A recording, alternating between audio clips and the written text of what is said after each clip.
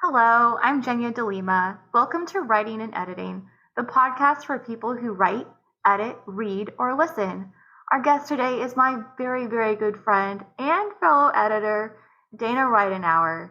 This is Editing Essentials number 8, How to Find an Editor and What to Look for in an Editor, episode 243 of the podcast. Despite the order that's suggested in the title, I think it might make more sense if we first talk about what to look for, just so I think it gives listeners a better idea of what would be a good sign of an editor, what might be a red flag, what's something they should be aware of, because that makes more sense than just here's how to find one, and by the way, here's this other information. But before we do that, Dayna, if you'd like to introduce yourself and tell everyone a little bit about you and what you do. Thanks, Jennia. I'm so happy to be here today. Yeah. I am Dayna Reidenouer. My pronouns are they and she. I live in Lancaster, Pennsylvania, where I grew up and moved away for college and then came back. I own Your Publishing BFF, where I offer freelance line and copy editing and book coaching. I predominantly work with independently publishing authors of romance, cozy mystery, and children's books. And I have a special affinity for MM/gay romance. So when when we were talking about this before the podcast, one of the things that came up that a lot of people do is looking at books that an editor has edited and then determining whether or not they're pleased with the results. But that could be the incorrect way, or maybe not the best way to go about it for a few reasons. So part of that is you don't know what that editor was tasked with. You don't know what kind of editing they were asked to complete. And I do see this a lot coming up in the freelance or self-publishing community, where they might take a book and say, well, it had a ton of errors. And usually they mean there are a lot of copy editing errors or grammar issues, typos, that sort of thing. But if someone was hired to do a developmental edit, they wouldn't have been looking at these sorts of things. And so this really isn't a reflection of their skill as an editor or even what they were asked to do. Any thoughts? Okay, so I want to start at the beginning and say, you're referring to advice that says, need an editor? Well, look at the books you like, check the copyright page or the acknowledgments to see what the author or who the author has credited. Sometimes the author spells it out and says, developmental editing by this person and line editing by this person and copy editing by that person. So you can get an idea of who did what, but then sometimes it's just thanks to my editing team of, or thanks to my editor who is. Right. And so, yeah, like what kind of editing, that's when you might reach out to the author and ask and say, hey, what kind of editing did they do? Did you like them? Would you recommend them? I've seen some. I am one of those people who has checked the copy editing page or the copyright page and said, oh, that's that editor. And this book looks like this.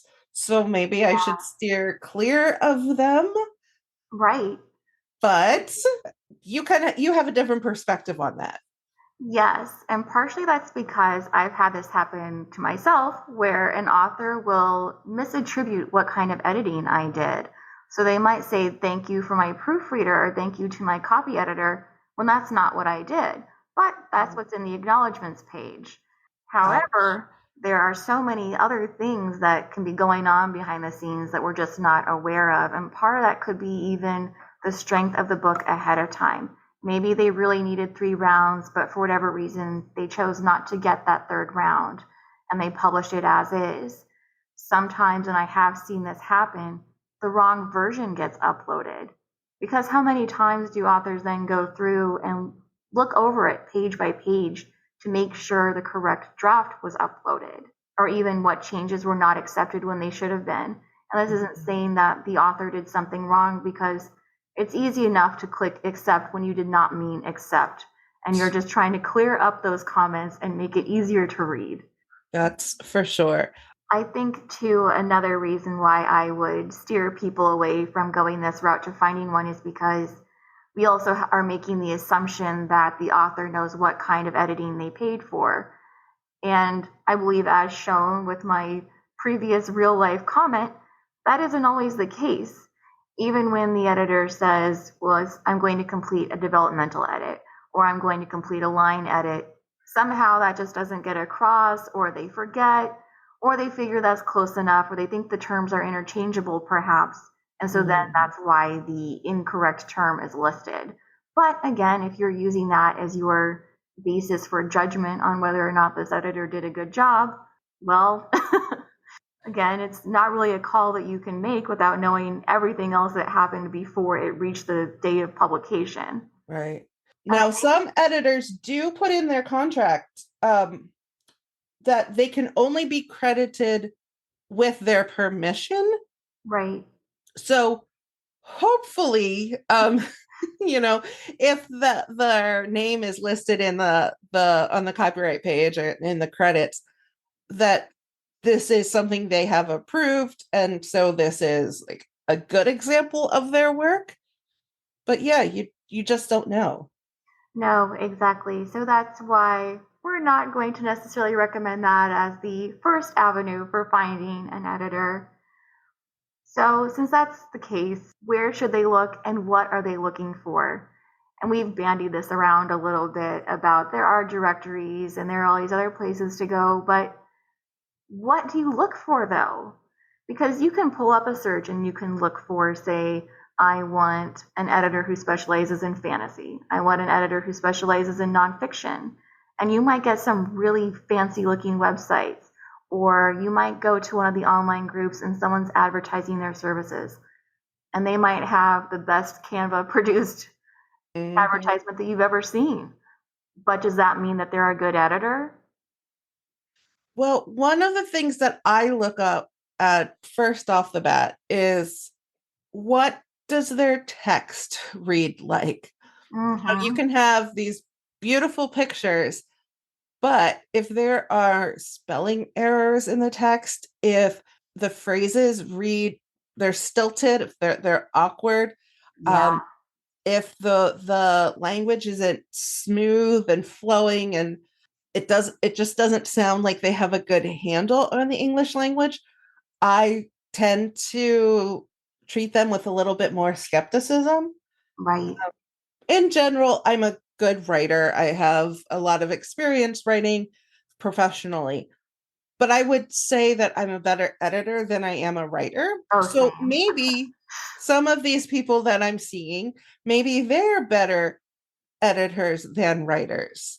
Yeah, that's a good point. And I think that there really is an important distinction between those two things because, again, some of these methods of advertising were basing how good of an editor they are on something that has nothing to do with editing. Right, So right. that fancy graphic might pull you in, but is someone who's great at making graphics necessarily going to be the best editor for you? Or same if they can write a compelling bit of copy, that doesn't mean that they're going to edit well. Yeah, and I mean, you might find or be looking for an editor who can help you with your social media. So Mm, yes, then you do want somebody with great graphics. Um, but if you're looking for someone to just deal with the text of your manuscript, that's where a sample edit really comes in so that you can oh, see, okay, do they know their stuff? Maybe their marketing is not, the greatest. I mean, how many of us, in this freelance industry, actually have marketing background, marketing training? I mean, how many of us actually have MBAs and knew how to run businesses and all that's required before we launched? A lot Same of can us be are said for learning on authors. the They job. don't like marketing either. Right, exactly. I mean, we get a lot of training as editors, a lot of professional development, Mm-hmm. and usually that's reflected somewhere on our website. So that's something you can look out for. Yeah. when you're evaluating somebody's web page. But I don't know that I've seen any like really strong, here's how to market uh, or marketing 101 courses for editors. No, it's So usually like how to market even though you hate it. yes, oh, that would be brilliant. Yeah, I think those are all really good points too. So, and again, going back to the graphics and then looking at the website, making sure that that person really is who they say they are. Because we all have heard horror stories about catfishing or someone pretending to be someone else, or here I am and here's everything I'm claiming that I do. And then you find out maybe that's not true, or that this is even worse, this is a scammer. They take your deposit and then you never hear from them again, or you get something edited in return and it has something like 10 changes in the whole document. Ouch. Yeah, cringe. How do you trust? How do you build trust? Yes, especially How if do you it's someone you've determine never met. who is trustworthy? Yes, I Hmm. think that's a lot of what this publishing business comes down to. Right. Which is why I think another reason why the sample edit is so important, because you're seeing, is this person really have the skills that they claim they possess? Because it's easy enough to throw up a so-called sample edit on their website and say, oh, well, just look at this example of something I've done. There's nothing that tells you that they've actually done it. And as someone who has a fairly nice sized portfolio available on my own website, well, you don't really know that that person edited all of those books. It could just be a cover grab that they tossed up on there so it looks professional. But the sample edit is going to tell you a lot about whether or not this person really knows what they're doing. Not only that, but if they have a style that's going to work for you. Yes. Now, when you say style, can you talk about that a little bit? Mm-hmm. For me, that's partially just not even how they edit, but even their commenting style. So someone might need someone who's a little more gentle. Someone might want to just get right to the point and not have all of that buffering language in there. Somebody might want someone who's really, really thorough with their comments. And so, depending on what you would prefer and what you know is going to work best for you can help determine if that's really going to be the best editor for you based on the sample edit also, and seeing how they comment. Now, do you find websites are a good reflection of how people, their personalities and how they might work? What kinds of commenting styles they might use? You might be able to get a glimpse of that, but I think it's difficult just because we're so focused on laying out what it is we do and who we can help. And so there's not really a lot of room necessarily for personality. Yeah, you get a bit of an idea of maybe what they're like, but not to the extent that you would when you're working so closely with them. Now, I know that I can be flexible as far Mhm. as what kinds of comments I leave, how I comment, the language. Do you find that most editors are flexible in that? And if so, like at what point do you ask and be like, hey, I think I respond better to X style versus Y style? Which one do you use? Like, how is there a point that you bring that up? Like, can you have a conversation with the editor before you send them your manuscript? Yeah, I would definitely say that you should, and that you should do it as soon as you see the sample. So if there's a comment that strikes you as being a little terse or not as kindly worded as it should have been, I think that's definitely worth bringing up, because at least most editors that I know and I've spoken with, we want to learn. We want to do better. Language is so important to us. Why would we ever pass up an opportunity to improve upon it? So again, that's just going to go back to who that person is, though, as an individual, because it's hard to say one way or the other when we all react so differently and we all have very different ideas of how to speak or how to write and what we are and are not willing to do, as well as even maybe how difficult it might be for us to try a different style or a different method, just because it's like anything else, you get into a habit. And so we might have our go to phrases or our go to ways of saying something, And it can be difficult to break out of that. Of course, it doesn't mean it's impossible, but there might be a little bit of a learning curve there if that's something they're willing to do. But as an author, I would think you also need to ask yourself, do you want to be part of that learning curve? Does this editor have other qualities that go beyond just their commenting style that make it worth it to you to possibly be the person who helps them get there? Those are some great considerations. Yeah, like I want to keep learning. I agree with you there. And I try to be flexible with my clients. I mean, I want to. I know that there are some editors who are very much not stiff, but more formal, whereas my Mhm. style is much more informal. Yes. And and that's the great thing about working with freelance editors. There are a lot of us. So if you Yes. try one person and you just don't feel comfortable with them, you Mhm. feel like they're not understanding your goals for your manuscript or your project, that you don't have to go with them. Don't feel bad. Yes, Please tell exactly. them, yeah, please Because, tell them yeah, thanks, but no thanks. Don't just ghost them. We are real people. it Um, does hurt. We do have feelings. it is nice to know that you've closed that door, that you're not interested in working with us. And if there is something that you saw that you think they should know, like, hey, you kept spelling Bob's name as Sam, like, that's something significant that we need to fix, like it would Yes. be great to hear that and be like, oh, okay, like, because that's more of that learning stuff. Mhm. But if you don't want to spend that time, that's a-okay. Just find another editor, or maybe even ask them, say, hey, I don't think we're a good fit, but could you recommend someone who's more, this kind of style or characteristic versus, this Right. other one. So, Or if they reach out looking for a type of editing or a genre that you do not edit. So usually I will just volunteer names. When I think yes. that easily leads us into the next section, which is okay, so where do you look then besides just in someone's book? And Sure. I've suggested that the EFA directory is a good starting point.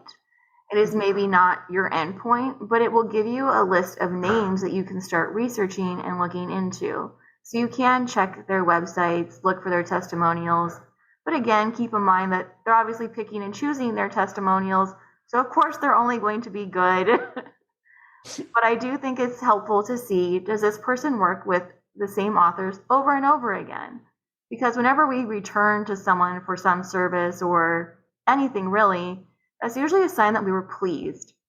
Yeah, I am a big proponent of the Editorial Freelancers Association, so much so that I am part of the board this year. Yes, you should be plugging it. I know, right? Um, I think the EFA has loads of great educational opportunities, Mhm. great networking opportunities among editors. But there again, editors opt into membership, yes, but we don't Right. have major requirements for membership. So, as much as I would love to say that everyone who's a member of the EFA is a wonderful editor, we don't do checks. We don't give editing tests every year to make sure people are up to snuff. So if you find someone on the EFA directory, which we hope you will, because Mhm. that's why we have it, Or place an ad. still make sure you're vetting them. Yes, exactly. Because again, and I think it goes back to also not just looking at their editing capabilities, but personality and style. Because, and I've said this before, it's not quite like a marriage, but it's at least like a friendship in a way, because you're going to be working with this person so closely for so long. You Mhm. don't want there to be any strife. You don't want to dread emailing this person and feel that sick, sinking feeling in the pit of your stomach whenever they Oh, email you back. You just that's the don't. worst. That is the worst. Yes. Oh, and there that goes to style. So Mm. I have in my business name, your publishing BFF, like best friend forever. Um, You can't be my my best friend forever. I am your yes. So as your publishing BFF, like my goal is to support authors, yes, during the editing process, but also during the writing process. Like, Mm-hmm. I want to support you. If that involves sending you memes of bleeding goats, hi Nikki, I will do that because it's fun and it brings joy to your life. It brings joy to my life. You Yep. know, writing and publishing can be a very lonely occupation. And And stressful. Yeah. so when you build an editorial team, people who you enjoy, people you like interacting with, Mm-hmm. or publishing life can in your regular life can really flourish. Oh, You I know, so agree. editors are there to support you. So figure out, it helps to know yourself. It helps to know what kind of support you need in what areas you need, and then find people who can provide that for you. Yeah, And and in the yes, ways that are meaningful to you. yes, meaningful, that is a good word. Ooh, thank you. All right, so moving on from looking in the EFA directory, maybe you have that list of names. A few other places that I suggest looking for if you have a local writing group, there might be someone who's associated with it or whose name they have as a resource list. The only downside to a local writing group is that depending on where you live, that list might be really, really short. And so if there's, for instance, one editor who works within your genre and their book's 6 months out, now what? You can then go to larger groups. So maybe move from your city or your county to your state. A lot of statewide writing groups exist and they have resource pages. They Mhm. have their own conventions and conferences every year. So if you're able to go and meet people, you can do that as well to get an idea of style and also to verify that they are real people. Yeah. Well, and for folks who don't have access to geographically oriented groups, there are so many online writing groups, Mm-hmm. such as I'm a member of the Contemporary Romance Writers, Oh, yeah, so true. um, Yeah. which is a national organization.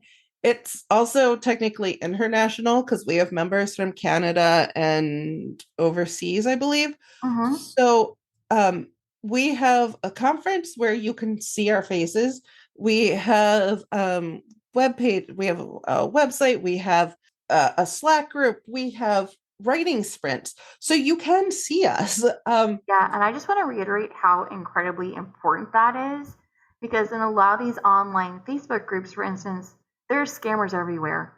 But yeah, Yes. I mean, again, and I know I keep saying it, but that's why make sure this is a real person.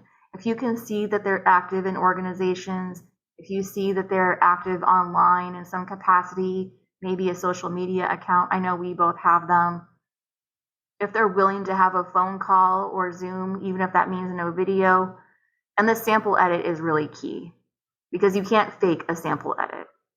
But we could just run them through Grammarly or Pro Writing Yes. Aid, right, Jennia? Not for developmental, you can't. Well, and you shouldn't do it for copy editing either, just FYI. Yes. So just to finish up, we had talked about other areas that people can look for asking online within, if there's a writing group you're in, a group for authors. Again, Mhm. making sure that person is really that person. If someone responds, just do a quick search for their post within the group. Make sure that the posts for work aren't the only things that they're responding to. Yes.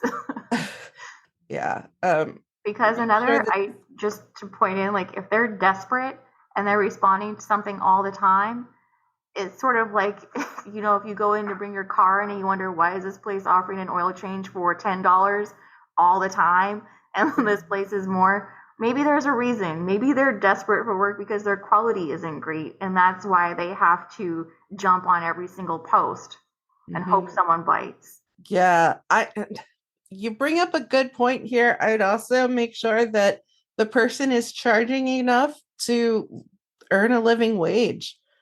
I feel like sometimes editing is a race to the bottom as far as prices, and that's not good for anyone. You need an editor who can spend the time on your work that it needs, that it deserves. Yes. You should love your editor enough to pay them. Yes. Love your editor and pay them. Please. All right. So my final note that I had was to ask author friends for recommendations because it's very likely that you've met a few people online if you're posting and building your author profile. You know them, you trust them, they probably have an editor, and it's probably someone they enjoy working with. Mhm.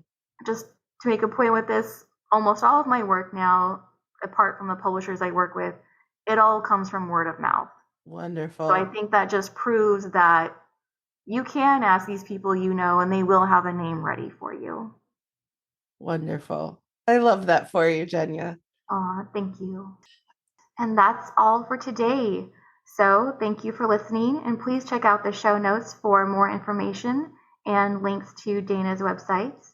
On the next episode, Harrison Stockland will join us to share how he infuses real historical elements to create a distinctive narrative. Please join me then. Thank you.